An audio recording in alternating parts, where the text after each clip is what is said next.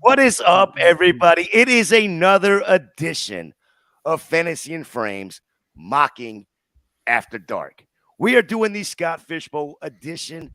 This is like the 68, 69, 60, I don't know, hell, it could be 75 by now, mocks that we have done with Fantasy and Frames. About the fourth or fifth one we've done live. I got my guy, IDP specialist, director of IDP content, here with Fantasy and Frames, Nate Markham. Nate, how are you tonight, sir? Good, buddy. I am glad I didn't host because the enthusiasm factor that you displayed is about a 34, and I'm sitting about a 3.4. So thank God for that. Wake some people up. Wake me up a little bit. Well, Jesus Christ. Well, I mean, you've been sitting in the back seat of a car drinking a beer, wanting to mock for an hour and a half. So it's true. Here you are. Here we are. We got our big boss, Jorge Edwards, the founder of Fantasy and Frames. Happy Father's Day, by the way. How are you, sir? Man, I am hanging in there. I didn't know we were doing a mocking After Dark tonight, and of course, the perfect timing because I'm already gone through like a 6-pack of these already, and I'm on my second 6-pack now. So, yay! Yeah. This should be a good time. Yeah, it is Father's Day, mocking After Dark, by the way. So, what's going up, Tim King? How we doing? He is in our mocking chat group over there on Sleeper. If y'all want to do that, please hit us up. I'm going to go ahead and start this mock off and get us rolling. And then, Jorge, you are at the one position. Yep. It's pretty easy to figure out where you're going. Nate, you're at the 2 position. Mm-hmm. Pretty easy to figure out if Jorge leaves you the guy where you're going. So Jorge takes Kelsey right away. Mm-hmm. Almost a no-brainer. So Jorge, Kelsey, this guy is even Scott Fish said whenever the scoring was coming out that he would put him as his 1, or at least thought about him as his 1. Kelsey's looking like he's going to be the 101 when it comes to most, if not all, Scott Fish drafts. Is Kelsey going to be your 101 if you're sitting there in the 101 position there in your draft? Absolutely. Why not? I mean, this guy is heads and shoulders above any other player next to him. And not just that, like the separation between the tight end 1 and the tight end 2 just dwarfs the separation between wide receiver 1, wide receiver 2, running back 1, running back 2, quarterback 1, quarterback 2. So you definitely want to go for the one that's going to give you the highest upside in a position that has a lot of scarcity. Now, granted, we get some of these bonuses for receptions here for tight end. That being the case, the separation is still great between Kelsey and everybody else. So yeah, give me the receiver 1 on the Kansas City Chiefs offense. Yeah. Now, Nate, you went ahead and backed that up with Pat Mahomes there, first QB off the board. I mean, you could go Pat Mahomes, you can go Hurts, you can, Allen, whichever quarterback you want to go. But the 4 pick went Jamar Chase. Surprised? Do I say surprised? No, because I can understand the case to zig when everybody zags if it's going to go quarterback heavy. And if you're comfortable with these mocks, like I'll be honest, I'm at the 4 spot. And as much as I consider, and I've done some of these where I've taken, in my case, it was more Justin Jefferson than Jamar Chase. And I can make you make a case for either one. I didn't like the build nearly as much as when I have one of the big 3, as you alluded to, Mahomes, Hurts, or in my case, it's Allen and then Lamar. Intermingle any one of them. I honestly took Mahomes simply because it would be what I would do as a fan. I don't think the separation is that great between any of them. Hurts, I believe if I had to put a mortgage on it right now, will probably score more points just as a result of the offense, even though Mahomes did it last year with, let's be honest, with Kelsey. And so, we will see. I'm trying to be cautiously optimistic about a repeat of 5,000 yards again. Yeah, I mean that's fair.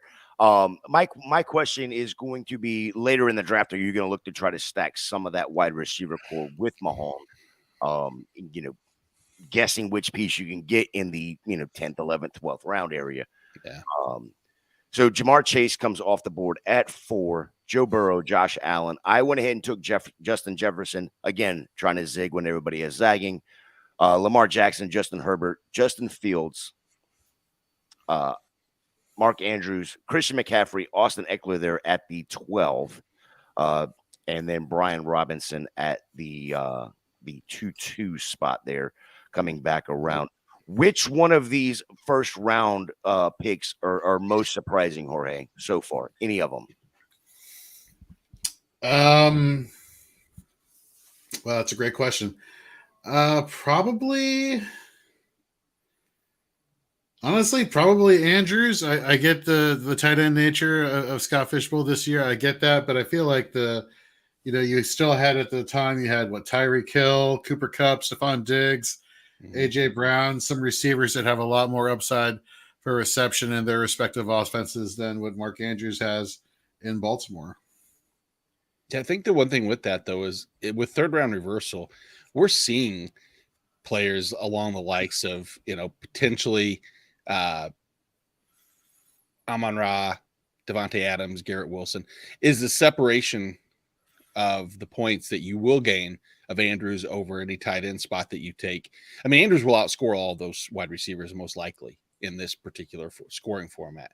So I'm not opposed, but I know what you're saying. It's hard if you had to pick one. He has to just pick one of the group there, and that makes it challenging. And so this is where I hate mocking from a pick that's not mine, because I want to just go to 4 and I want to just see what I would do. But I like this too, because this is a good exercise of how can I screw Jorge? That is the key here. And it's so much fun. And this is a direction I will tell you, I haven't thought this necessarily as much, except for the past week and a half now. I've really started to lean into the fact that Deshaun Watson at that spot, pairing up with Patrick Mahomes,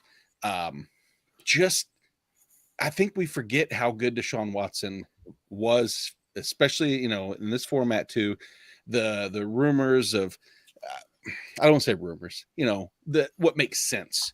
DeAndre Hopkins could very easily end up in Cleveland. It wouldn't shock me at all, reuniting and going there. And they clearly another year under the system. We saw at the end of last year, Deshaun Watson was doing a lot more with his legs the last couple weeks. Again, pivoting to this format. I want to hear what you guys have. Are you starting to come around? Were you already on board with Deshaun Watson, or am I being overly hype right now? Jorge? I love it. I think he's going to be somebody who's going to fall in drafts, and everybody's going to be looking back to last year. It's like, oh, he had 700 days off, and he came back. Here's what drives me crazy is people trying to justify why they should be low on Deshaun Watson. It's like, well, yeah, he missed 700 days and he came back and he still sucked. I'm like, well, no shit, because he just missed 700 days. Like he's gonna suck. He's not going to be, that MVP caliber type of player he was in Houston a couple of years ago. So give him an offseason, give him some time, give him a little bit of opportunity to get the rapport with his teammates, not come in, what was it, week 10 or whatever he came into the season? I forget what it was last year, but the point is, 13, yeah. like, even better, right? So give him some time to develop. The weapons are there. It's a balanced team. And anything else, the pressure to just perform will be there. Just the Browns in general, just on defense and offense, took huge strides in this offseason. So I'm with you there. Yeah, he was over from that time, from week 13 on, in a point per game format, he was just under 20 points per game in that 13 to week 18. I know 18 is a fickle number to go off of. At least I think so. Did I hit something wrong? No, 15 points a game. I apologize. I was looking at week 18 number. But still, that's the, QB 14 in that time frame. I think the upside makes sense. Obviously, in the situation where I'm not picking at the 2, I would be at the 4. There's a better chance that he's there for me there than if I was at the 2 spot. Well, so, and I 100% agree with you, because I am also sitting at the 4th spot in Orlando. And I, looking at the way, again, we've done so many of these mocks, which I've only actually been participating in a very few handful, maybe, of them. But I've gone back and looked at the way the mocks have gone, and I'm still okay, well, let's go ahead and let's double tap that QB.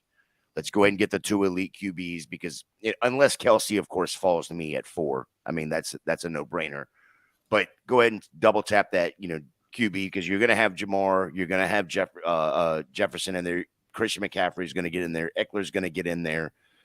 Go ahead and double tap that QB. And if Watson is there, remember, like we said, he didn't even start playing until week 13, but he wasn't even allowed to practice until week 10 with his team. Right. He had 3 weeks of getting to know his teammates, getting timing down, that sort of a thing, and then there was 4 weeks in the season for him to play. So not a huge deal. I basically take the last 2 years of Watson not playing completely out of it.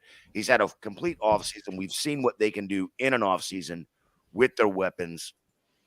And, let's just erase the last 2 years and let's go from there. Yeah. As far as on-field play. Yeah, I don't care about the off the field. I mean, I care about it. I don't want to get in trouble for saying I don't care about it. For our purposes. But I'm not drafting an all fantasy morality team. And if I was, then he's not picked there. I'll wait a lot of players would not be picked if that was the case. Exactly. You know what I mean? So here's what I want to do. Nate, you're on the clock right now. Jorge, you're back to back, and then Nate's back. So I want to run through this real quick. Go for it. Second round: Austin Eckler, Bijan Robinson, Trevor Lawrence, Jonathan Taylor, Cooper Kupp, Stephon Diggs, Tyreek Hill, Saquon Barkley, Dak Prescott, and then we got the stack there in the third position with the AJB. Again, Deshaun Watson there going back to back with Nate Markham taking Patrick Mahomes and then Deshaun Watson. Jorge takes Kittle at the 1-1 and then takes Kelsey at the 1-1, turns right around and takes Kelsey at the 2-12, double stacking there. Third round goes CeeDee Lamb, Derrick Henry, Nick Chubb, Garrett Wilson, Josh Jacobs. I take St. Brown. We had Devontae Adams, Tua Tagovailoa, Kirk Cousins, TJ Hawkinson, Breece Hall, Jalen Waddle to in the third round, double tapping wide receiver. Again, Jorge takes Devontae Smith there in the 4-1 spot. Nate Markham is now on the clock. So I want to go to Jorge real quick, double tapping, getting 2 of the top 5 tight ends there in the first and second round, pushing quarterback, pushing tight end, or pushing wide receiver, running back, everything down the board. I don't hate it, but I do want to know the strategy here. Why double tap the tight end? I wanted to take away tight end options from everybody else. And I wanted to take elite tight end options away from everybody else. With the third round reversal, I'm not going to be picking in back-to-back spots right there at the 2-3 turn. So let me get Brock Purdy should, according to reports nowadays, is looking like he's trending towards being ready earlier. We saw the rapport with Kittle down the stretch. It makes a little bit too much sense because look what happened afterwards. We get to the third round reversal and then we didn't get to another tight end until 310. So we already pushed down the value of those tight ends there with Hawkinson. And now Pitt's at 4-4. So obviously, people were going to go. Kittle would have gone, early third. Anyhow, the way I'm looking at this right now, the way I'm reading the board right now. So I'm just getting ahead of the curve here. And then again, with the 3 wide receivers, I wanted to get, 2, quote unquote, 1A, 1B, call them wide receiver 2s, whatever you want. Both produced really well. And both should produce really well in this format. I was thinking about actually going, to be honest with you, back-to-back quarterbacks at that time and really trying to take advantage of the tight end situation and the scoring associated with that, as well as the lack of negative points at the quarterback position. So I was tempted to go tight end, quarterback, but I just, for running back, I'll punt in this draft and I'll pick the upside guys down the road. But with the fact that you are starting through wide receivers, I did want to get more established players at that roster spot, at those roster spots. So that's why I didn't go quarterback. That's what I want to see here at 11-12. They're in a similar situation to you were without a quarterback spot. I think there's still I mean, at least Well, if you've ever watched me draft in any situation, you know what I'm looking at. Nate, don't give them all the inside information. They're probably listening to us. I mean, we don't want them taking our guys. I'm not telling them who to take. I'm saying that if you don't know that it's round 4 and you don't have a quarterback in a super flex Scott Fish league where the pickings get slim, there's nothing I'm going to tell that's going to help and or improve. The question there is, at least I have the name off the board now, is at 12 for Zip, to be able to get running back 1 and 2, to be able to get potentially what I would think is a top 6, top 7 wide receiver in CeeDee Lamb, and then get a top 12 quarterback in Anthony Richardson. For me, that's my 2 cents on Richardson. If you plug in his scoring projections, and you turn in Scott Fish's scoring, he, even on the 15-game projection side, finishes inside that QB1 conversation, and then follows that back up with another DK Metcalf. DK is intriguing to me, Jorge, and Gator as well. DK is one of those guys that I find myself always in that clump of the Olave, the T. Higgins, DK. You know, you can go Keenan Allen, Amari Cooper, etc. And I always pass over DK. Am I missing the upside, or am I building in that concern that I have with the addition of, you know, JSN to underrated, in my opinion, at least? Well, I think just my opinion. I mean, DK has been a pretty dominant wide receiver. We didn't know what Geno Smith was going to be last year. He turned out to be pretty damn good. But you also have to factor in the Tyler Lockett, not necessarily the JSN side of things, but you got to factor in the Tyler Lockett side of things. Oh, well, that's what I was getting. Yeah. I was definitely getting to Tyler Lockett, more so than JSN. Right. And so, you know, the ultimate question is, like, you know, going back to last year, can Tua support 2 wide receivers with Tyreek Hill, with Jalen Waddle? Can Joe Burrow support 2 wide receivers with, you know, Higgins and Chase? Now the question is the Geno and Joe Burrow and Tua comparisons, but I know what you're saying. The question is can he support 2 1,000-yard receivers, let alone, you know, possibly, you know, not saying a third 1,000-yard receiver, but can he support 2 1,000-yard receivers and a 800-yard receiver? Yeah, the touchdown upside for DK has always been the intriguing aspect of it, right, Jorge? Yeah, you know, it kind of concerns me, the JSN. I feel like JSN is going to be the one who's probably going to be peppered more with targets, just because of, you know, where he's going to be lining up on the field. You know, unless they bring Lockett back into the slot like he was early on in his career, and JSN gets kicked to the outside. If it's switched, which I don't know what the current reports have it now, and you have Lockett and DK on the outside, that concerns me a little bit, because DK and Lockett both kind of have that home run ball quality. Throwing in some baseball analogies there for you, Nate. You're welcome. Thank you. Appreciate that. Yep. And so you know, we're counting on the big plays. We're counting on the touchdown passes that, you know, are going over 20+ yards, getting you that extra yardage and touchdown upside.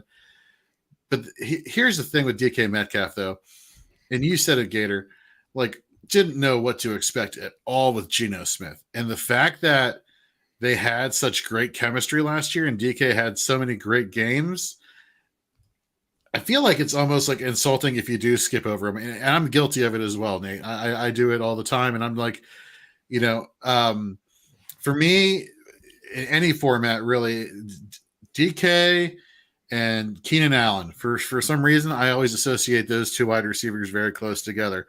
And ironically, I would have Keenan Allen still ahead of DK, but it's not by much. It's not by much. No, and I don't blame you. It's this, and I'll talk out my process here while I'm sitting with just the one tight end. Number one, like, I know I could use a tight end, and I'm looking at Darren Waller right now. I don't believe Jorge, if Jorge wasn't on here, is going to take a third tight end with a need for quarterback and a need for a running back more so than the tight end. So I wouldn't pick Darren Waller yet. At this point now, I'm looking, do I take my second running back? And am I higher on anybody here? Like I know, Jorge, I know he likes Dameon Pierce there, and I would say that's probably one of his targets, but that's also knowing your room and knowing your competition. I don't know in Scott Fish who I'm going to be going against every time. Drew's at the other end, so I don't have to worry about sniping him at that point. But what I do know is that I like Travis Etienne. Oh, shit. And I got timed out. Son of a bitch. And I know that you just timed out. So I know. Lucky I know the commissioner, and he's going to fix this for me.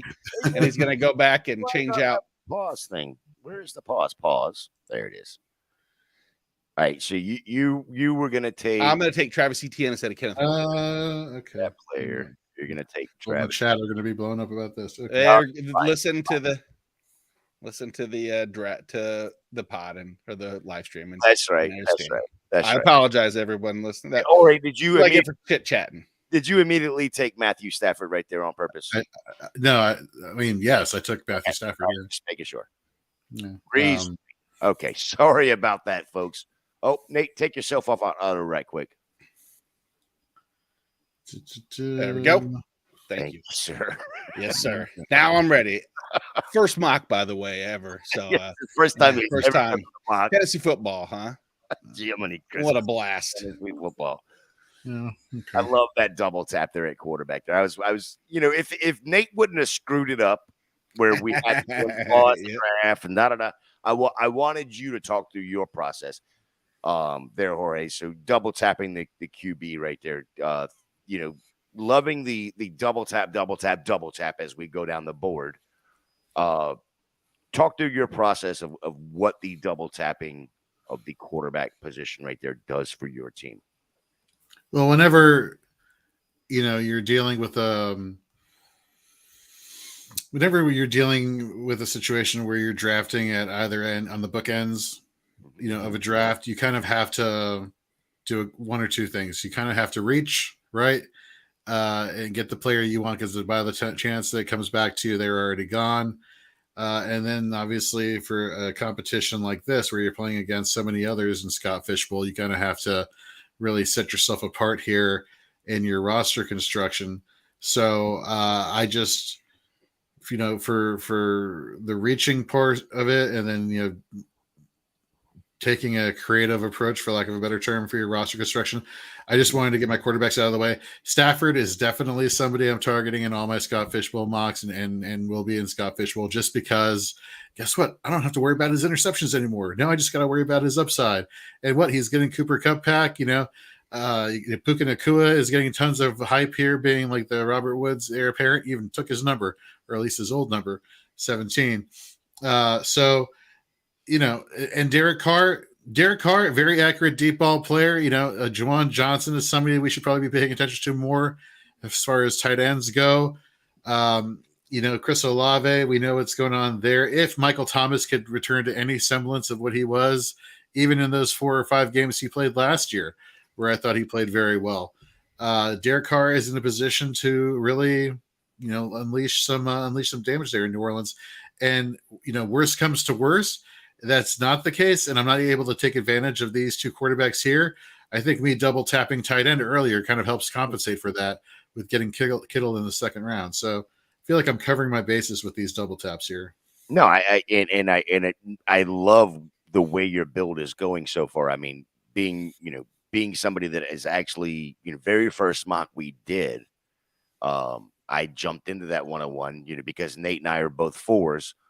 Nate jumped into the 4 and I jumped into the 101, and mine did not go good, which Nate is probably going to bring up 25 more times just tonight alone. Nope. That's all fine and good. But Nate, I want to ask you a question. Yeah.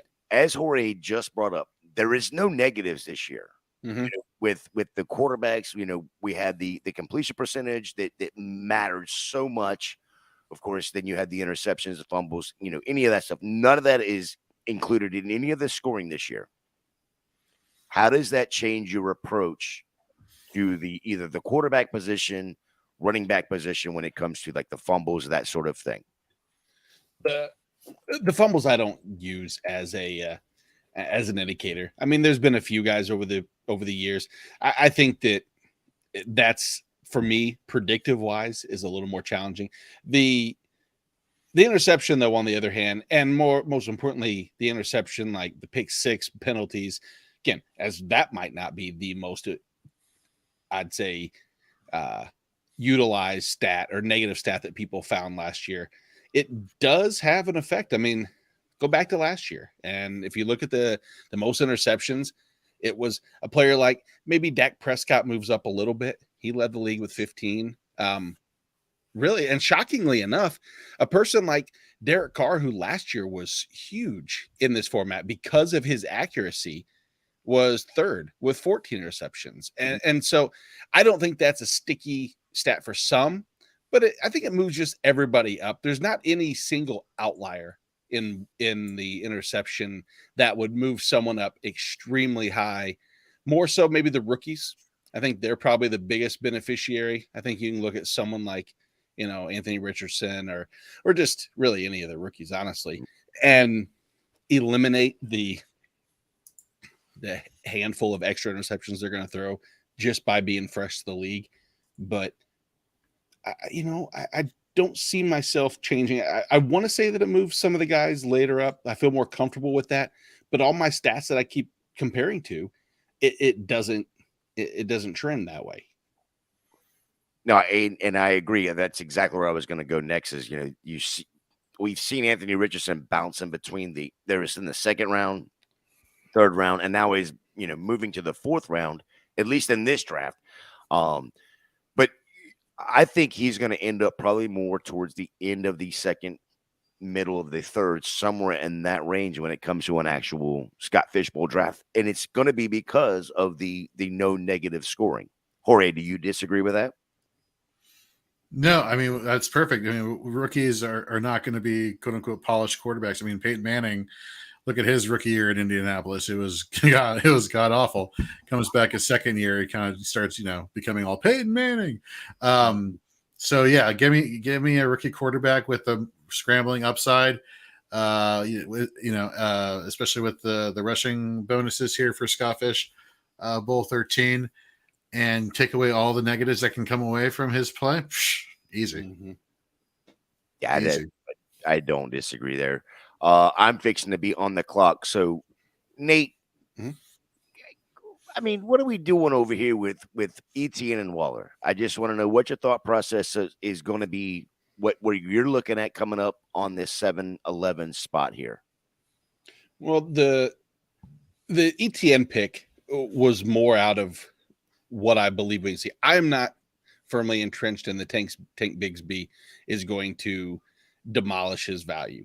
I still think Travis Etienne on a team with an upside for a top 6, top 7 offense is a supported floor that I'm happy with in this format. Go back to last year, and the one key play that always resonates in my head, who did they give the ball to on that, the most important play of the entire season?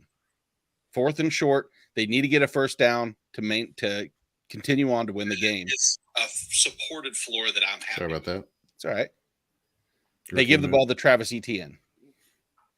And to me, that justifies playing time. It justifies trust. And it justifies at that particular juncture over the players that were left. Joe Mixon, Kenneth Walker, Damian Pierce, Cam Akers. I like that grouping, but I think that the true upside play is Travis Etienne. As far as Darren Waller goes, it's hard to pass on targets, and especially first down targets for a tight end. I'm on the clock now, so I know I have my 2 running backs. Right now, I am 100% focused at the wide receiver position, strictly because you have to start 3 of them. The last thing I want to do is get behind the 8 ball and have 2 starters that I don't feel comfortable with every day. The flex plays, at least you have a little bit of variance to go off of, and you can kind of bounce back and forth.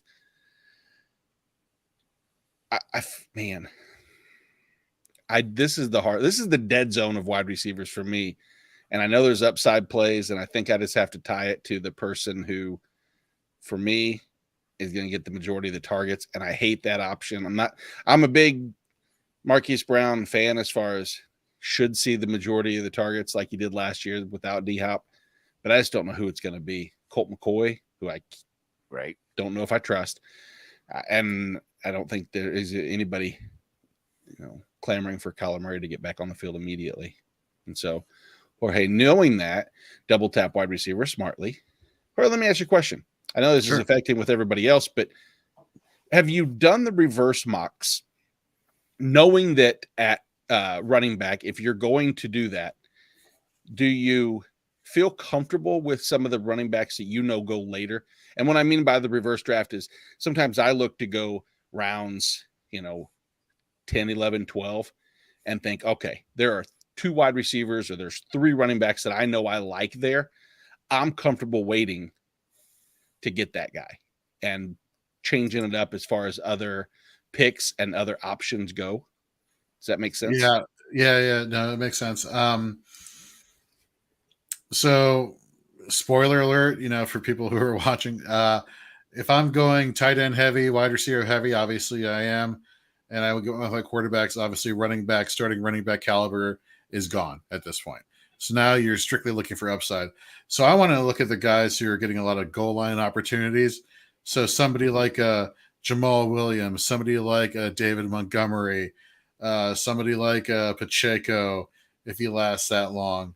Rashad Penny, assuming he can stay healthy. Elijah Mitchell, like these are people who I'm going with as far as touchdowns, because that the almighty 6 is what I'm going after.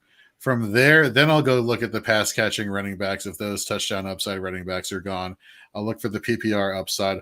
I'll look for in no particular order here, a Jerick McKinnon, excuse me, an Antonio Gibson.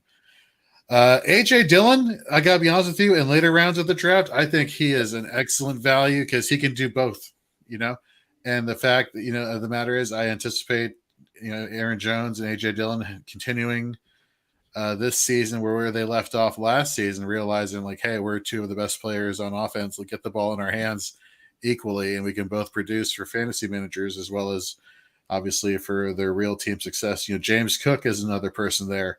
And after we get to that point, then I'm really swinging for the rookie upside there. Like you mentioned, Tank Bigsby. I don't think he's gonna. I don't think he's gonna cut into Etienne's reception upside. I think it's more the goal line situation. I think wasn't it? There's a stat that was floating around that Etienne had some of the most inside the 5 rushing attempts last season or something like that, but he only converted 3. Yeah, our very own Keith Fleming put out this stat that he was, at least that the one that I saw, was he had, however many attempts and only converted 41. 41 attempts and only converted 3 of those into touchdowns. Yeah. So I'm not 4 of those into touchdowns. Okay. So I see Bigsby being the person who's going to luck out there. Again, somebody who within the 5-yard line with touchdown upside. So after I get past the rookies there, then I'm probably looking at a different position and trying to just soak up whatever value I can elsewhere. Now, real quick on that same statistic, though, let's narrow that scope and let's go from within the red zone to let's go to within the 5-yard line. Mm-hmm. And Travis Etienne had 13 attempts. Now, granted, that only resulted in 10 yards. You only have so many yards to work with, but that was also the 3 touchdowns within the 5 of the 13. So a touchdown percentage of, what is that? 30% roughly, 28%. It is pretty amazing. Mm-hmm. If you go outside of that, then obviously that number goes down quite a bit, but it was a lot better than what I had expected out of Etienne within the 5. But I do agree. There is a good chance that maybe they look at his size and they go, okay, it makes more sense to potentially give the ball to Tank a little bit more. I love how I'm giving my running back explanation, mm-hmm. and then Shia LaBeouf starts it with Pacheco, Montgomery, Dillon, Gibson. It's like They're listening. This is amazing. I know, right? I really want a Gibson, by the way, too. But if they know anything, me and Drew are going to have a battle in St. Louis here. The 8th round is good. Yeah, it's going to be interesting to see, as we get closer, because my live draft, I believe yours is right at the same time. Mine's on the 8th. Yours is that 8th, 9th area, right? Yeah. And I believe the slow drafts start the following week. So I think there's going to be a lot of the slow drafts are like, okay, what's going on? What are people doing? Actually, and then that's going to going to make a difference. Yeah. On what people are gonna. So ADP for the first week of Scott Fishbowl may be completely different than what it is 2 weeks later. I expect a lot of the people that are mocking where they, and like in this, I will tell you, Gator, you have set up, and with the collection of everybody here that's mocking and everybody that's mocked the 66 other times with us, the quality of mock drafting, as far as I compare it to what I think will happen, is fantastic. Yes. I don't feel there's any crazy outliers. I don't see Kelsey lasting to the 108. Like I saw that in a mock recently, and I thought that just, I can't envision a situation unless you have an entire room full of people that don't either one know the scoring or don't care about that, and they're collectively playing a let's wait on tight end approach. I just don't. There's no way, and so everybody's done fantastic. I feel sharp. I feel like it's going to also be the most disappointing in that you're gonna get burnt. It's inevitable. So Mike right here, drop the mic. FF wants to know what city you're drafting, and I know what city you're drafting in. I'll go ahead and say it because you're on the clock. He is drafting in St. Louis, along with our very own Drew 3MR. Find him over on Twitter at Drew 3MR. They'll both be in St. Louis. Nate's going to be drafting from the 4 position. I think Drew is actually drafting from the 12, if I'm not mistaken. Am I right there, Nate? Yeah, he's in 12. I'm 4. Okay. Jorge, is that you? I'm on next. Yeah, I'm next. Yep. 1 second.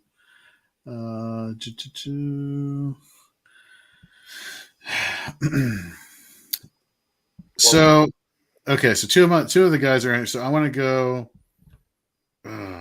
Jorge, you're being called out in the chat, by the way. No, he's not wrong. That's exactly what I'm doing there, Kyle. But I'm going to go atypical, and I'm going to explain my rationale for this. This is not the player that I'm being atypical for. For those of you who don't follow Britt Flynn from Fantasy Alarm on Twitter, you should, first of all. She's an amazing analyst.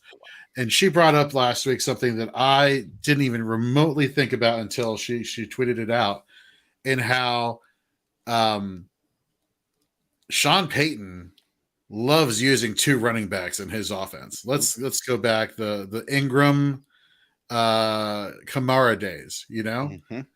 Now let's say we get a somewhat healthy Javonte. Who did they bring over from Cincinnati? Samaje Perine. Mm-hmm. I could totally see him being somebody who is another goal line back, the a la Mark Ingram of the 2 in that running back tandem. It is totally a reach. I am not saying that it is not a reach. Mm-hmm. But I look at the players that are around him.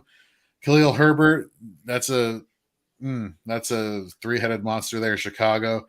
A-Chain, we don't know if that's going to be a thing with Dalvin Cook potentially signing there. Mm-hmm. Jamal Williams, well, you still got to contend with Alvin Kamara, who's still there, and then Kendre Miller. So that the current spot, Jamal Williams may not be somebody who may be sliding in there. Tyler Algier, who I don't think is not still valuable. Chris B, you mentioned it here. Pierre Thomas and Reggie Bush, exactly. Elijah Mitchell, he probably is also somebody here that could have fallen into that double tap range there at the running back position. But I just love the creativity of Sean Payton. I am looking forward to what the Broncos are doing. I'm like eagerly looking forward to seeing what they're doing.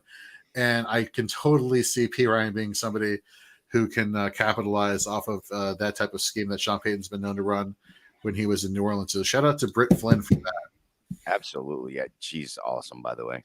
And heck, I mean, let's be honest, even if it's utilization of multiple running backs, the idea that we're going to get Javonte Williams in a healthy role is basically saying that modern medicine doesn't apply, and he's going to break the caveats that most have about multiple ligament injuries and his recovery. Again, I can only say what I think.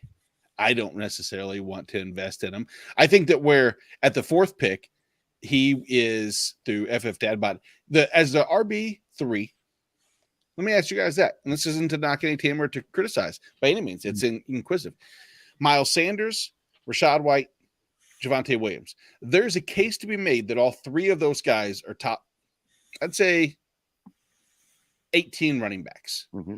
There's a case. We know that. Miles Sanders, obviously is going to have the majority of the workload in Carolina.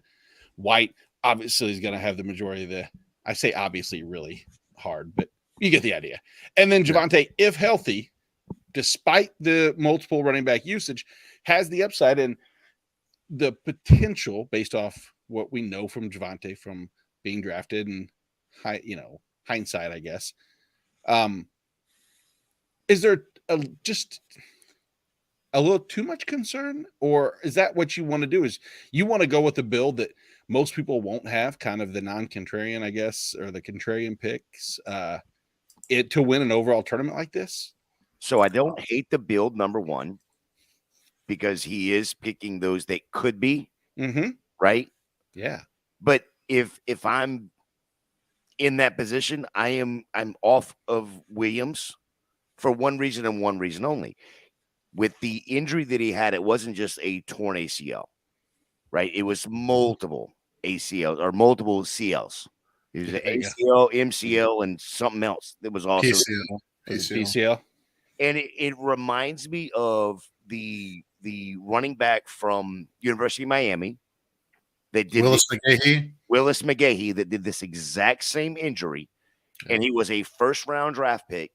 Back in what was that, the late 90s, early 2000s, first round draft pick, and he went all the way in the fourth or fifth round, and he played 3 years. No, well, okay. So, fun fact: he was drafted by the Buffalo Bills, didn't pan out there, but he went to Baltimore, and I think that's when Ricky Williams also went to Baltimore, and I think Willis McGahee actually had like a mini resurgence there. But yes, his career was short-lived, given the injury that you're talking about. I mean, we're already talking about short-lived. With a running back, it's already a short career anyway. Sure, right. But with this sort of injury, the 10th round for me is a little bit high. In this sort of, I'll take that as an auto draft. I just auto draft because I'm talking, but yeah, I'll take JSN right there. Nope, Juju there. Yeah, Juju. No. I mean, I'll take Juju, the wide receiver one in New England. It could be. Very easily could be. I mean, I'll tell you one thing that he does extremely well is he's trusted to move the sticks on to get first downs. Or I could just say move the sticks. I didn't have to elaborate on what that meant. I think people listening know what moving the sticks connotates to. And in this particular scoring, it's bonus points. So it does help Juju there. Yeah, and nobody's in on Mac Jones anymore, so I can get him in like the 22nd round. He's stack him. So, but Jorge, I want to hear going back to the Jamal Williams talk. I know you're fixing to be coming up on the clock here, so you got a couple picks between now and then. If you can quickly answer that. So for is he still available? I don't think he's available anymore, Gator. So no. I'm sorry, Jamal Williams right there at the 10-4 is where he went. Where Javonte Williams. Yeah. Oh yeah. I'm out on Javonte. I'm not even going near that situation, which is why I went Pirine, right? Right. Good call. So given the two, I'd rather take the healthy running back, and you all made very good points. Like he's probably going to be the healthiest running back heading in. Yes, my guy's still there. Nate, what are you doing? Your job was to snipe him. What do we do? I don't need a running back that is, so nothing. I'm not even going to knock Elijah Mitchell because you know what? If you're in a Shanahan run offense, there's a good chance that there's enough offense to go around, despite the fact that we know the workload will be predominantly monopolized by McCaffrey. We also know that if given, you don't want to ever assume injury because last year a lot of people did that with McCaffrey and they were burnt because they just assumed he was quote unquote injury prone. If something does happen, Elijah Mitchell automatically moves up into that RB1 conversation with honestly just presence. And there's Tank. So Jorge, I love the color coordination you have for your OCD type behavior. This tells me that is the only reason you're doing this. It has nothing to do with players. It's just strictly you have to stick with color coordination. I need to have the color coordination. You figured me out. I know your game. It's nice and neat, Yeah. What can I say? Yeah. Don't say anything. I need Jorge's wife to actually look at this board and make She'd be so proud of me that the stripes that are going behind him on the new wall are going to be this color. Orange, blue, red, blue, 4 greens. Exactly. People, when you do any show from now on, people will absolutely understand exactly what those stripes are like. Oh, this is what he does. He likes tight end, quarterback, running backs. So Chris mentions that Team 6 is stout, and I do want to give a special shout to the team build. As I'm looking through, I'm really starting to be comfortable with this early elite, the quarterback anchor, as far as like with the Mahomes, Hurts, Burrow. In this case, it's Josh Allen, and then waiting, and he actually waited till the 10th round and got Kenny Pickett, who for me, I may not be the biggest Kenny Pickett fan and supporter, but it's an almost impossible bet to assume that he doesn't return good value in the 10th round, just based off of there's no way he can replicate last year's just total outlier inefficiency from the touchdown perspective. I'm starting to like that as far as waiting. And is it Kenny Pickett? I also I will say, Sam Howell, who I just took at 12-2, I'm really kind of becoming a little more fascinated if he takes the job. I know that, Jorge, you want it to be Jacoby Brissett, correct? No. Okay. No. Well, you said one time I heard you say that you thought it would be better to have Jacoby Brissett. I think it's good to have him on your roster. I mean, I guess it depends on what we're talking about. For like a best ball, I'd rather have both of them on my team so I can at least know which quarterback is going to. Oh yeah, I want to do that. But no, Hal entered the mini camps and the practices as the presumed number 1, and then it's like, well, Brissett's closing the gap, and practice ended last Friday. And reporters are already saying, Rivera's already saying, no, Hal's still the QB1. So that was a solid pick right there. I like that. But, thank you. That was my pick. But I'm going to go back to Team 6 because I don't want to short-live the accolades by talking about my wonderful pick in the 12th round. But, yeah, to stack is not the right term. To pair Josh Allen with Kenny Pickett, to have 2 elite wide receivers in Tyreek Hill, Devontae Adams, and a third in a Christian Watson that the upside – we don't know which player we're getting. It's kind of like his floor perception or perceived floor is somewhat rocky just because of you don't know what to get out of Jordan Love. But, his target percentage should be high. His ceiling is unknown because, again, Jordan Love, but he has all the makings of that premier, wide receiver. I'm going to say wide receiver. Where he's at is a wide receiver 3. I'm more than happy to have him there. And look at the running back stable that he put together. Najee Harris, workload back, of course. Aaron Jones, career underrated running back, if you ask me. Kenneth Walker, I'm 50-50 on. But you know what? Kenneth Walker could very easily manifest himself into that RB2 conversation firmly with another stellar offensive year out of Geno. DeAndre Swift, if healthy, I think within our RB1 conversation, pretty simple. And if Alvin Kamara is out of prison, jail, whatever, is again in a situation that is prime for this scoring format. And I like Cole Kmet. Dalton Kincaid, I'm actually okay with where he's gone right now. I think his ADP was a little elevated 2 weeks ago, 3 weeks ago, when all the hype about playing out of the slot was the talk of the town. I think it's starting to fizzle a little bit. They're actually starting to switch. Dawson Knox is starting to move up a little bit, and Kincaid's starting to move back down to where they probably should be. What do you guys think about 6? Until Baker Mayfield pick, of course, and now it's going to ruin everything. I liked it until the Baker Mayfield pick. Way to go! I'm supposed to get Baker Mayfield in like the 17th round, but that's just because I'm a Tampa fan. But what I don't like about his team is that like every good pick was sniped right before I was supposed to pick that person. Dude, your team is, I got to say, I love what you've done. Your receiving is the best receiving core in this draft with Jefferson Diggs and Amon-Ra.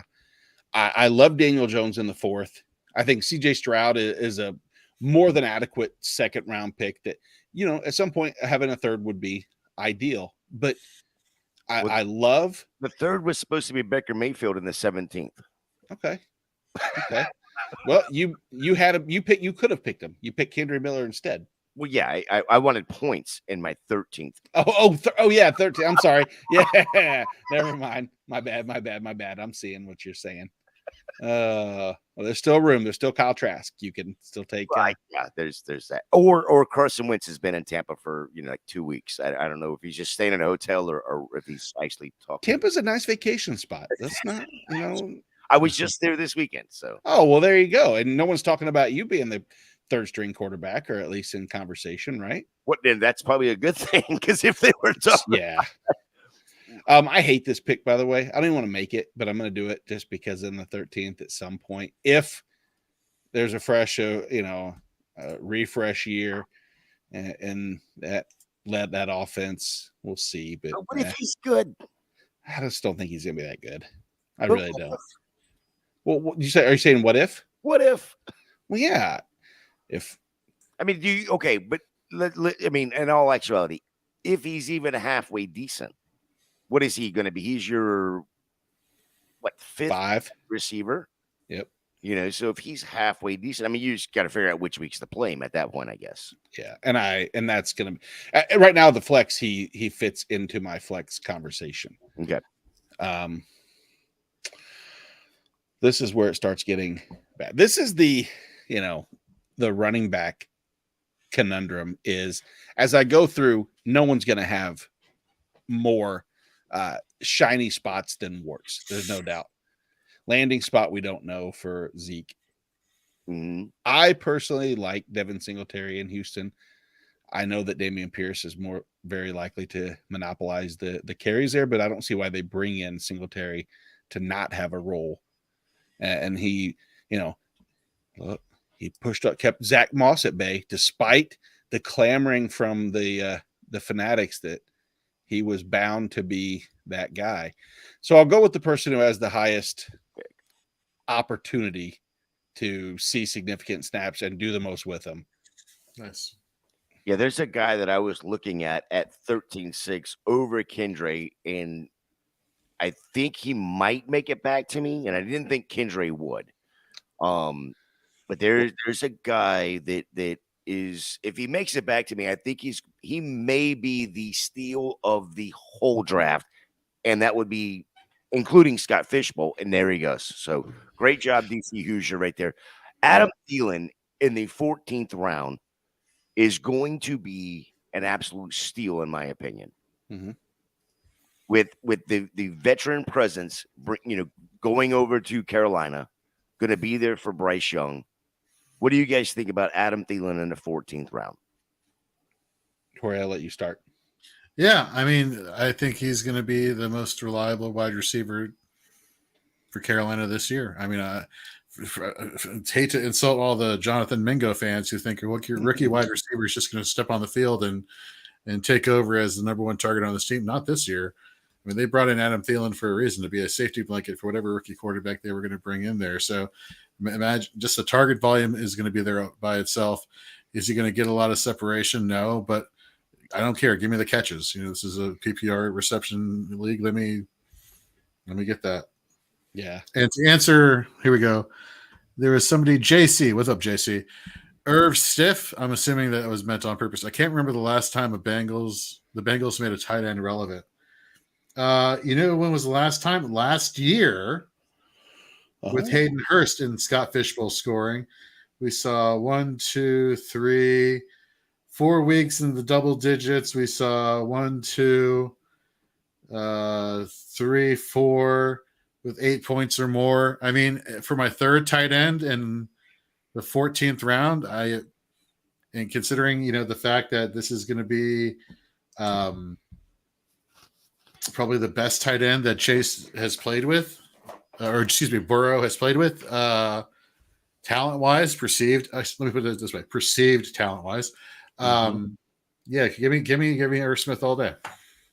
Yeah, that's funny. As soon as that was brought up about Hurst, he goes off the board.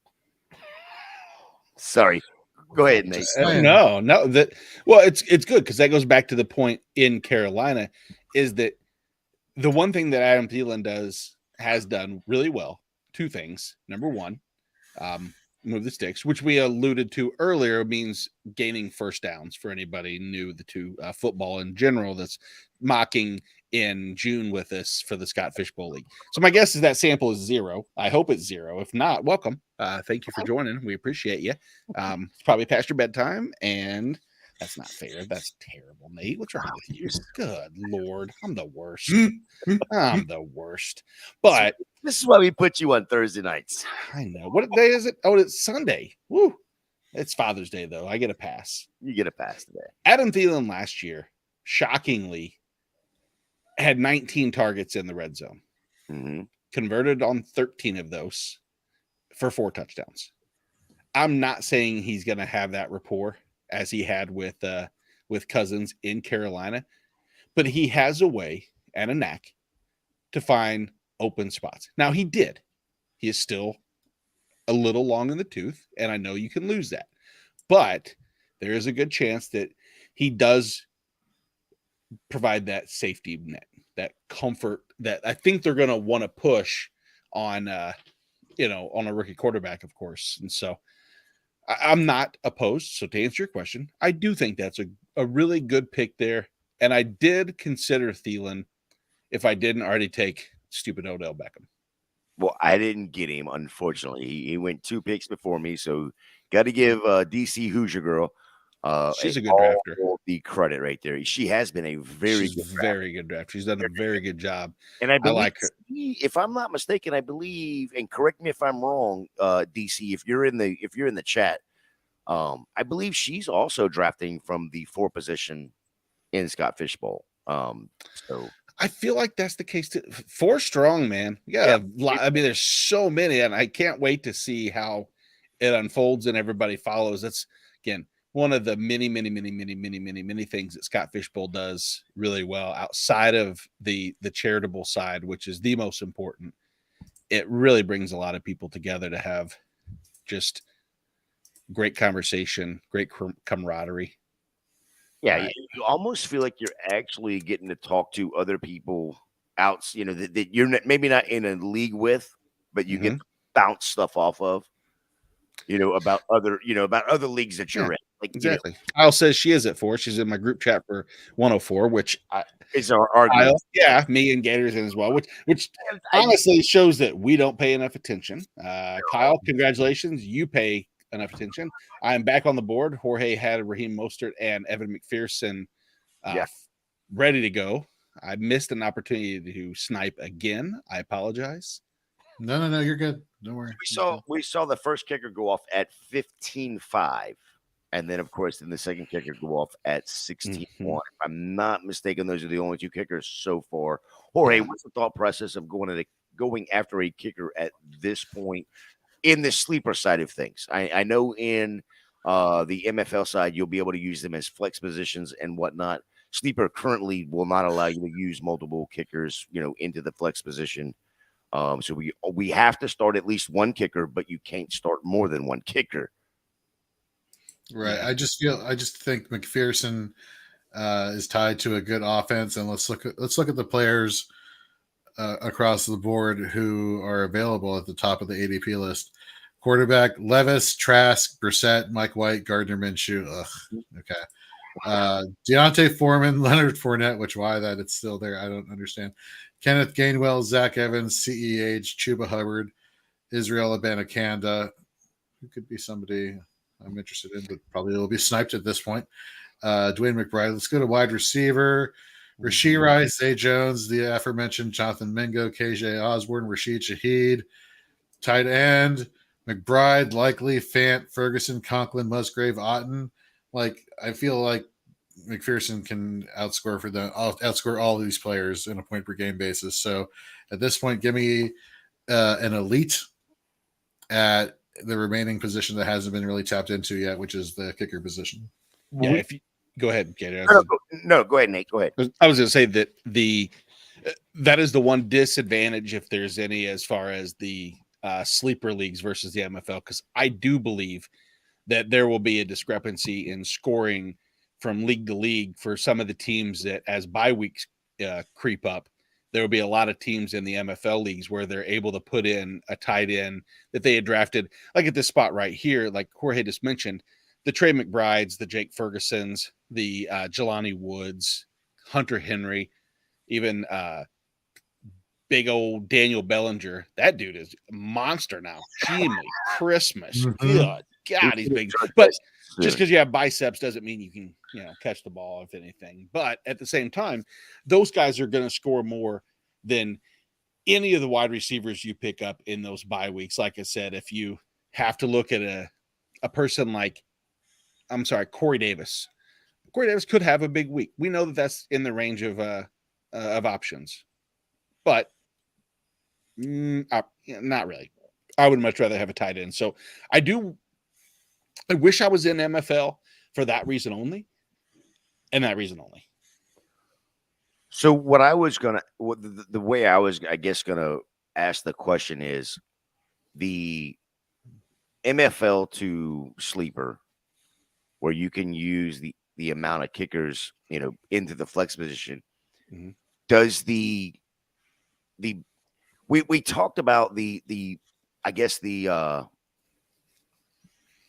I wouldn't even call it a boost to the tight end. It's a super boost to the tight end this year, right? With the extra point per first down, the extra point for this, all of it. So with Scott changing the scoring from an extra point being 1 point to now being 3.3 points, does that make an even bigger difference in the kicker scoring?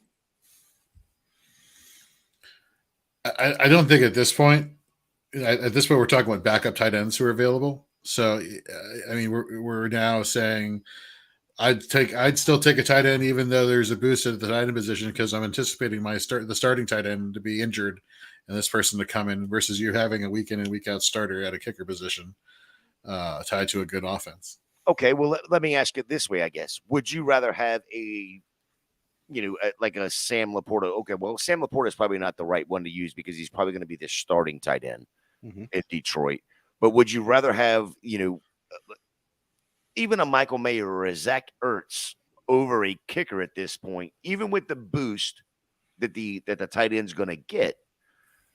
Not knowing what their production is going to be on the field, questions at quarterback, whatever those questions are, knowing that you're definitely getting 3.3 points every time McPherson kicks an extra point or every time, Bass kicks an extra point, plus whatever the yardage is going to be on any field goal. Those tight ends that you're mentioning, no, I'd rather have them over a kicker, regardless of yeah. That's just not who was available at the time, which is why I went McPherson. Yeah, it starts getting close. Again, you're also doing the 1-for-1 replacement value, whereas like in the MFL, it's a multiple spot replacement value. It's that flex 3, which again, if you would rather have the tight end to fill that spot or a kicker, I feel like the floor is easier to predict if you want to use prediction for a kicker than with the tight ends, in my opinion, at least. If you're looking for just stability, I'm going to go with a kicker. If you're looking for upside for a future, league winning type, and I hate to use league winning as the phrasing, but if a starter or one of these tight ends actually does amount, let's go back and I'll use someone that I mentioned earlier is Jelani Woods. We saw Jelani Woods take on a much larger role, and there is a case to be made that he could eventually have even bigger role. Granted, lots that tied to Anthony Richardson, which is scary, but I would rather have the upside of Woods over maybe some of the later kickers, especially kickers tied to teams that don't score a ton. Maybe someone like, who's a good option? Matt Gay. Indy could score. I mean, but I don't see the floor by the lack of the extra points, potentially at least. There goes. See, Alec Pierce was one of the names you touched on earlier, that it's going to be hard to know which week to start him. But God, that like they were saying, Shane Steichen likes to do the play action and look for the guy going deep, and that would be Alec Pierce. And I think you could see some big plays. So best ball, and wait, I'm not supposed to say he's better in best ball because people hate that. So I'll not do that. Is that a thing? People don't like it when they take the cop out for like, this player shouldn't really do anything for you, but he may have one good play. Oh, yeah, he's great for best ball. Great, okay. Yeah, exactly. He's great for best ball. Gotcha. Yeah, I think people are because I think it's like almost getting overused, right? Like, so everybody's good for best ball. Exactly. Right? So everybody's good for best ball. Yeah, because have you the lineup? Zay Jones, great for best ball. Yeah, exactly. He's not. I didn't say it though. Yeah, he's not on the team or your redraft team, but he's good for best ball. And I'll give pick team 4. Colt McCoy was who I was looking there too. I mean, even though I have Sam Howell as my 3, there's a chance. There's a non-zero chance that Colt McCoy starts 8 to 10 games this year. And actually, did you see the news that Clayton Tune is actually in the running for being the quarterback for Arizona Week 1? So I'm not shocked by that. Let's put it that way. So that's where Nate's going right here. He's gonna get his 4th quarterback, and it's gonna be Clayton Tune. I will not do that. I don't need him that bad. I don't know if I need Trey McBride that bad either, but you know what I'm waiting for? Who's that? So great. No, I just like Trey McBride towards the end of the season, what he showed. But what were you saying? Oh my God, I hope he makes it to me, and I'm curious to see which one of these players that we're competing with here in this mock is actually going to be ballsy enough to take him. But I am waiting for like the week 1. Garoppolo's contract voided. Make that trade with New Orleans and bring Jameis Famous Winston over to Las Vegas and have the 0 interception, have the interception or the negative points taken away for the quarterback position. Oh my God, this is the year that Jameis Winston should have been rostered on a football team as a starting quarterback. If I could share my screen right now, I would show you where Jameis is at on my board. And I have the star, and he's actually checked as a last round, just because number 1, I don't care. It's mock. I can do whatever I want. But 2, that is a legitimate scenario that I don't believe would actually happen. I don't see New Orleans. Number 1, I don't know if they would receive enough in return from Vegas to do that. But maybe, just maybe, crazier things have happened. And he would be. You're exactly right. You were getting ready to say of all the years in fantasy for Jameis to not be on a team, and yeah, that's perfect. Yeah, you put him and Devontae Adams together, and it's the wheels up for both of them, right? So, but there has been, in Nate, you and I have done a couple of these together. I think in like if we've done 10 together, in 6 of them, I have taken Jameis in that 21st, 22nd round. Because of that exact scenario. Yeah. What's a dart? I mean, if you're going to take a dart throw on upside, this is the perfect year to take a dart throw upside quarterback. Whether it's Garoppolo can't play and that trade happens, or it's, Carr gets hurt and Winston plays there. Right. Absolutely. In this form, in Superflex leagues, when you have a deep enough bench, I think 22 rounds is deep enough that you can have that 22nd round be a rotating piece. Whose upside, whose appreciable gain is the most of anybody that will be available at that point? No offense to some of the guys that are available. I know that, and I don't want to start rattling off some of the late round pick names, but we're going to see the names consistent with people like the aforementioned Corey Davis, Cedric Tillman, maybe Greg Dortch, and Puka Nacua. Some of those names, yes, there is a pathway for them to be valuable, and maybe I don't know about an every week starter, but something close. If Jameis takes the role or does the trade, he's a damn near every week starter for you, unless you have like Mahomes and Watson from my stack, for my pairing. It would be hard to fit him in, but I know that there's going to be matchups I'm going to want to start him over, at least maybe Watson. No one's starting over Mahomes. Sorry. Pat who is what I believe we're supposed to be saying about him now too. Is it okay? Really a side tangent, and I'm not trying to throw shade, but given like the quality of and creativity of the Super Bowl rings in recent seasons, where a lot of them just like twist off and you see something in the middle, were you disappointed by the Chiefs ring this year? I mean, like it really was just a very simple Chiefs logo, 3 Super Bowl trophies, nothing like no gizmo gadget thing like they had in recent years, or do you not care because it's a Super Bowl championship ring? So I don't know. I think that creativity is there's something to be said about sexiness and simplicity. This is true. And there's nothing simple about a Super Bowl ring. I'm going to stop myself from saying it right there. Nothing is simple. It is extravagant, but you're right. I did see it and I was like, okay, what's going to be, there's always like is there an Easter egg in it? Is there going to be is Burrowhead going to be in the Super Bowl ring? And I'm telling you, I was really waiting for something like that. And we didn't get it. Luckily, that was, that'd be a tough one. But I want to go to the question that Kyle had. Yep. And it's, how early do you think Winston would go if he was in Vegas?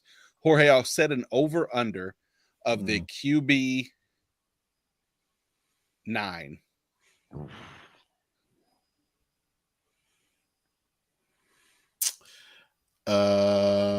So under means lower than QB9, like QB8, 27 is ready. Yeah, I'm not really sure. I'd say, would you draft him before?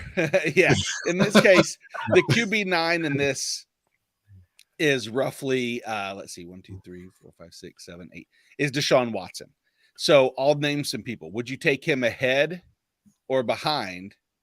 Would you take him ahead of Daniel Jones? Yes. Would you take him ahead of Kirk Cousins? Yes. Would you take him ahead of Tua? Yes. Dak Prescott? Yes. Deshaun Watson? Yes. Trevor Lawrence? No. God damn, I'm good. That's QB9 right there. Yep. Gator, what about you? Any of those names you'd take him?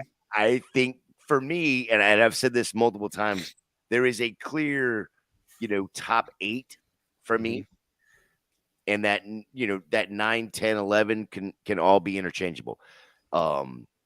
Again, if Winston was in Vegas with Josh Jacobs, with, Devontae Adams, I think that is there's a clear 9, especially in this scoring format. Right. And I could see him actually move up into, in front of Fields. Oh, really? See, I don't see him ahead of Fields. Well, just in this scoring format, just because of the weapons that are there. I think, I watched Jameis when he beat the hell out of Florida, and I watched him as a Tampa fan. If you could take out the 30 interceptions that year, oh my God. I mean, that's ridiculous. And then you throw this scoring on top of it where it's first downs included. Yeah. No, unfortunately, everything is irrelevant because he's not in Vegas. Damn it. Not in Vegas. He's not yet. Talking about? I don't know. A lot of hype for us. Kyle, why are you doing this to us? You got me all hot and bothered over here. It's already hot. So just a fun fact about Kyle here. Kyle met Nate, who then Nate put me in contact with Kyle, and now Kyle's one of our newest content creators here at Fantasy and Frames. Look at that. And he's going to be joining us here on Mocking After Dark here very soon, hopefully. Yeah, exactly. Mondays, hopefully, once we get that. Should we announce that now, or are we announcing that later as far as... I mean, you've already said it, so you may as well go ahead and announce it now, boss. So we've been, doing these Mocking After Darks, pretty sporadically and randomly throughout the weeks, the past, 3 weeks. We're happy to say, though, that we're definitely making a dedicated night to Mocking After Dark, being Monday nights. So look forward to that, probably starting around 9:30 Eastern or so, maybe 10. We'll see, depending. That part has not been nailed down yet, but Monday nights are definitely going to be a dedicated Mocking After Dark night, taking you through the whole summer, not just with Scott Fishbowl. We got a Warrior Bowl mocking After Dark. We got 2 spots to give away to that pretty soon because deadlines for that is approaching, as well as all your redraft mock drafts that you'll want to be getting into as we get closer to August. Yeah, I'm looking forward to as well, Kyle. Can't wait to have you on the show. Actually get to sit there and go back and forth. As far as the Warrior Bowl goes, we've got to do that pretty soon. I think we've got to have that done by the first week of July, I believe is July. Yeah, so that's real soon. So that will be happening. We don't know exactly what we're going to do with that, but we are going to give away 1 spot on Mocking After Dark during a Warrior Bowl draft. I don't know what the details are going to be. We will figure that out and get that to you. Doing a Mocking After Dark Warrior Bowl style, which is not too different from the Scott Fishbowl stuff. Scoring is going to be a little bit different, a little bit shorter bench. But it's all fun. It's all fun. More different ways to play fantasy football. It's a charity, and that's what makes it even more fun for me. We're as an industry, we're giving back. That's right. Speaking of giving back, don't forget to tune in tomorrow where Zach and Megan do their mental health awareness episode. I think we're on 4 now, a month of mental health awareness episodes talking about the various topics that are there to provide assistance to you, or maybe you or your loved ones that are currently going through, some issues that, this could be somewhat helpful to you. And if you want to go back and look at the rest of the episodes we've had come out, go over to our YouTube channel and check them out there. But Zach and Megan have been doing a tremendous job with these mental health awareness episodes. And we really hope at the end of the day, if these just help one person, then we've done our part. The feedback we've been getting and the comments we've been getting and the DMs we've been getting have been nothing but positive. People are super appreciative of it. And that's, full disclosure, every year we've been doing a charity tournament for the past 4 years. And for various reasons, we couldn't do it this year, but we felt it very necessary to carry on and do something that embodied what the charity tournament was designed to do, which was give back and to help. And so if we're accomplishing that goal, everybody out there who's watching and listening to this, then we're glad for obvious reasons. And we hope that you're getting something out of it. And if not for you, definitely if you have a loved one or friend, these are great tool resources, episodes for you to check out. Mm-hmm. Yeah. And that show will actually drop at 9 a.m. And Zach and Megan are also giving away on that show. Will be the newest member before Fantasy Cares gets theirs out. We will be giving away a new Scott Fishbowl spot on that show. Yeah, Scott was very kind to donate a spot for us to give away on this show because he understands the importance of mental health awareness. So very grateful for Scott for giving us that opportunity. Mm-hmm. Nate taking Cole Turner there at the 21-11. That's smart. That's the guy who's getting hype in Washington. Everybody's like, oh. That's exactly what I was going to say because, I've at the 7 position, I've hit tight end here pretty heavy at the end where in drafts past, it's always been everybody wants to hit running back tight, running back heavy at the end of the draft that, trying to throw darts at the wall. Cole Turner is getting so much hype in Washington. Mm-hmm. I love the pick. I love the pick. It sounds like Jorge loves the pick. So what I want to do here is, first of all, Nate, tell us your thought on it. And then Jorge, tell us why that was a great pick. So mine is strictly upside. If I had to choose between Logan Thomas and Cole Turner, I'm going to take the 6'6", 240-pound tight end that is in a system where it's same as Logan Thomas, but Eric Bieniemy has made it a pretty apparent, I would say, focus of a lot of his offenses is to get the ball into a playmaking tight end's hands. And as I said, he wowed during training camp. He's doing the same in practices this spring.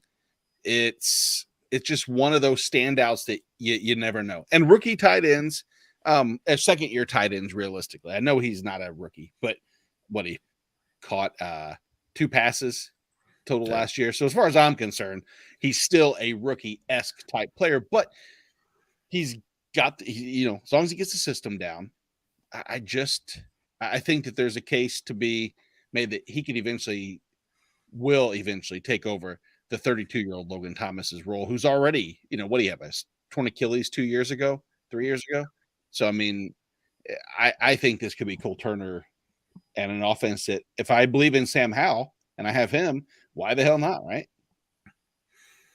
Yeah, I mean, he's a converted wide receiver turning tight end, getting a lot of praise from the coaching staff. And I've also heard from various reports that Eric Bieniemy is a big fan of tight ends that can actually stay on the field for an entire season, which is something that Logan Thomas has not been able to do. Look, don't get me wrong. Back in Ron Rivera's first year, what was that? 2020? 2019, 2020? It was 2020. He was great down the stretch. He was the tight end. He was a top 5 tight end down the stretch of the season at a certain point. That was a long time ago. And Cole Turner's getting a lot of hype now. And, he's a natural receiver. He's not your inline blocking tight end. He's going to be out there getting you those receiving routes, or accumulating those receiving routes, participating in those receiving routes. So, I'm a huge fan of that pick. So normally we would sit here at this point, this draft is wrapping up. We would sit here and look at each of these teams and go, hey, which team is the best one? What's the best build? Well, I want to do a little something different tonight. We've done a bunch of these mocks. Mm-hmm. I want to take the last 5 rounds. So round 18 through 22. Each of you, I want each of you, not your team, but take one pick and tell me why it was great value at that position. And I will go, I'll start it since I thought this up. We talked about Cole Turner there for a second, so we'll leave him off the board. I'll come over here to Kate Otten. And at the 2012 pick, because Baker Mayfield, because Kyle Trask, because it could be Carson Wentz, it could be Jameis Winston again. We don't know, right? At this point, we don't know. Kate Otten was damn good last year, coming up, big in certain positions with at the tight end position, even with Tom Brady, who lost, they had lost Gronk the year before. He said he was done. He learned from Tom Brady. He learned how to run these routes, learned how to get open. I think that could be an underrated pick there at 2012. Kate Otten later in the draft. I mean, he's going to go later in the draft anyway, but he's a starting tight end. And in this format with the boosted scoring of tight ends, that's great value there to me. Jorge, how about you? For me, it's DC Hoosier Girl, round 14, Adam Thielen. You want to talk about it? No. I said the last 5 rounds, round 18, 22. Oh, I think it's 8 through 22. My bad. Okay. Come back to me. Go to Nate and I'll Nate, can you understand directions? I can. So I'm going to say the best pick was mine. I'm kidding. You said we can't take our own, so of course I'm not going to take that. Oh. Even though I do like some of them, but I don't like them. It is what it is. I gotta say, I like Marvin Mims at 19.7. I think that when draft capital the second round, I know that the receiving room is, as they say, can be a little crowded with Sutton and Judy, but Tim Patrick is not going to be fully healthy. KJ Hamler hasn't been healthy, and Marvin Mims steps into a role that I think personally is going to be very, what's the right way to say this? Anytime you're Sean Payton's first pick in the draft, as far as from the wide receiver spot, I have to believe there's going to be a pathway to opportunity. Do I think it's going to be a 20% target share? No, because I think that it's going to be split up, but I do see the explosive plays there.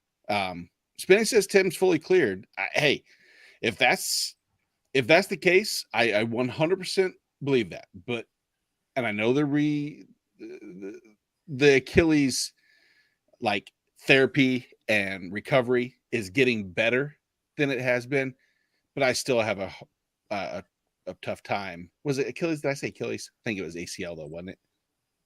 For Patrick? Yeah. Yes. Yeah, I think it was a ACL. Yeah. Not that either's great necessarily, but he did have plenty of time to recover. I don't know. I just like all the hype train around Marvin Mims. Maybe higher. Maybe it's sucking me in a little bit, but I just feel like there's also a case to be made that, let's say the Broncos aren't that great. Cortland Sutton was being rumored to be on the trade market during the off season. Maybe they circle back and they do something during this season. Is that a consideration that you guys have given thought to? Well, I mean, Peyton come out there and said that none of them were on the block. So I mean, yeah, I know, but coaches say a lot of. Judy was on the block allegedly. Oh yeah, I mean the whole team was.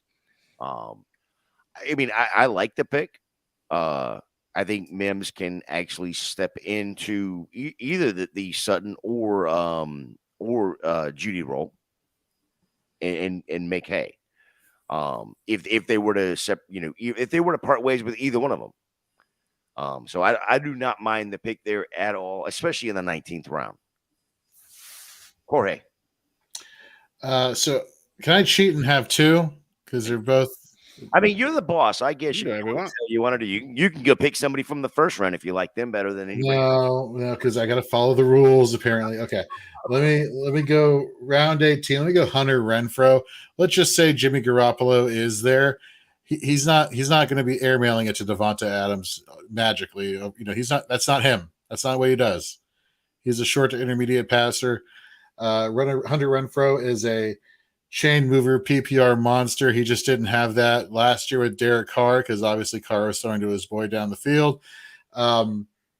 This team screams conservative offense and give me the PPR upside, give me the first down upside with Hunter Renfrow. I think everybody looks to last year and it was like, oh well, Devonta Adams is there. That means his value is tanked. Mm-hmm. It was, but half of that equation is the quarterback, and the quarterback is not there. Yeah, so I love Hunter Renfrow. Honorary mention to Puka Nacua though in the next round for Cal 44. Yeah, that Puka Nacua. He's gonna win somebody a league this year, I believe. I think so too. Nate, you got anything to add? Any other questions on this draft? No, not really. I'm looking through and seeing if anybody fell short on any positions where the scarcity got the best. And I mean, for the most part, everybody has a good blend of not waiting too long. I mean, the longest person to wait on quarterback was Jorge. And he ended up with Stafford and Carr, which I'm more than happy with. Yep. The person who waited the longest at running back, again, Jorge, but ended up with Jorge. How do you feel about that? Like you mentioned your recipe for a 0 RB or whatever kind of build you want to call this. I think you succeeded extremely well in. There's a case to be made that some people feel that Brian Robinson, it could be the true 1A to 1B of Antonio Gibson. There's a case to be made on an offense that is definitely has the potential to be a little bit more explosive this year in Washington. Samaje Perine has a path to being the one there, especially if Javonte Williams doesn't have any positive momentum. Elijah Mitchell is there in the case that CMC ever gets banged up or whatever, or even just workload, within San Francisco. And then Tank Bigsby is, as you mentioned, you think that he's between the tackles and maybe even in the red zone. You feel comfortable with waiting and gathering that, or would you have replaced any of the before picks for a true anchor RB? No, but how are we defining anchor RB? Are we talking about starting running back, first most snaps? Are we talking about just like ADP base of anchor? Because if we're talking about starting running backs, I got my starting running back in the 15th round with Raheem Mostert. I don't know about you, but I don't see A-Chain stepping in as the RB1. I don't see Jeff Wilson. I see, Dalvin Cook's not there yet. So mocking today, Raheem Mostert is the starting running back for the San Francisco 49ers, and I got him in the 15th round. Or excuse not the San Francisco 49ers, the Miami Dolphins. I got him in the 15th round. So give me, as we say right now, one running back one for a team, tweener running back one with Ryan Robinson, and twos with running back one upside. Yeah, I'm happy with that, with giving my tight ends and wide receivers and the double tapping at quarterback there with Stafford and Carr. Perfect. And it looks like, to be honest, we never wish for injury, but you are an injury away from having like 7 other running back starters. So I don't hate it at all. And there's reports that Abanikanda could be sharing the workload there with Breece Hall coming back from injury in New York. So because Michael Carter, I guess, just fell off the face of the earth. I don't know where he went. He's out. He went back to 7th grade because that's what he looks like. No offense to Michael Carter, although it's kind of hard not to take offense to that, but whatever. I want to pull up a couple comments here from Kevin S. Here. He says, "Thanks for the mock and the insights. Maybe we'll see you again." Maybe. What do you mean? Maybe we'll see you against you? No, we come on back. We'll see you. So Eric Gray, my last pick there. It is strictly, it's the 22nd round. It's the last round, and Saquon's still holding out at this point. So what do I got to lose, right? Yeah, nothing. Absolutely. Matt Breida could be there. Watch out. That's a good bet.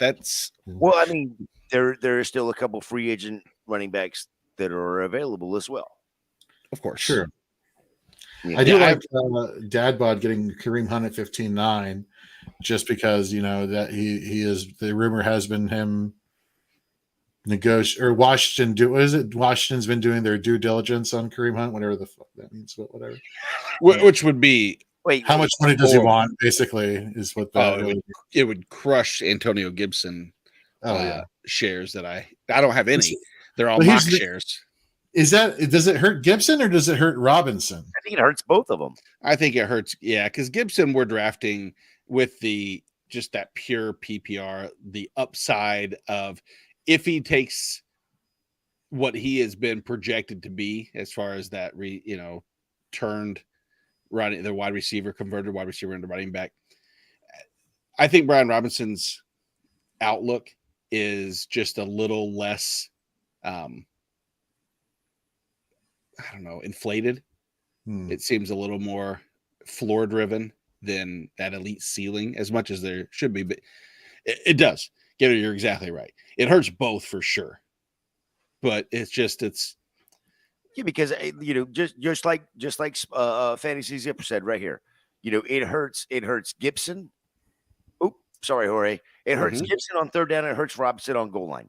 Yeah, right. So, I mean, I think a lot of going into this year, we were all everybody for the most part, at least, were just by looking at what we've seen over the last 2 years, we've been down on Gibson because of the usage, because Brian Robinson came in as a rookie, gunshot to the leg, whatever, 4 or 5 weeks later, comes in there and takes over this man's job as a rookie.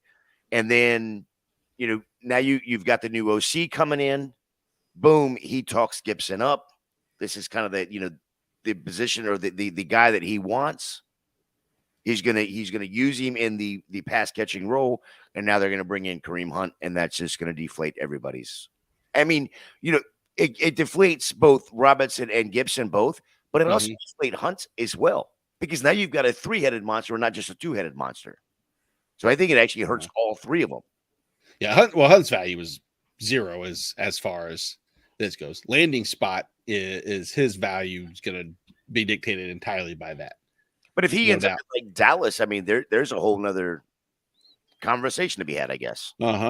Especially without the knowledge of where Pollard is, from a health standpoint, is at right now. I mean, there's not a ton. There's a few landing spots that he could go that would strictly be in his benefit. That would move him 3 to 4 rounds or more. And without off the top of the head, of course, not going to pull many of them up, but his reuniting with, Bieniemy in Washington would be the intriguing part of how much does he get worked into that role sooner rather than later because of his familiarity with the system, or at least the assumed system that he has. Mm-hmm. Yeah, I think we now we're moving into a whole nother realm. We're not even talking about mocking anymore. Now we're talking about, well, not even free agencies, free agents that are out there. Great mock. Jorge, anything you want to add to the night? If you're not already, please subscribe to our YouTube channel. Hit the notification bell so you're notified whenever we drop more Fantasy and Frames content. Follow us on Twitter at Fantasy and Frames. Every social media platform, Facebook, Twitter, TikTok, Instagram. Follow us there. Obviously, reach out to everybody on screen, starting with Nate, Director of IDP Content at Nate Markham. Gator, let's give you some love here. One of the hardest working producers in the biz, Fantasy J77.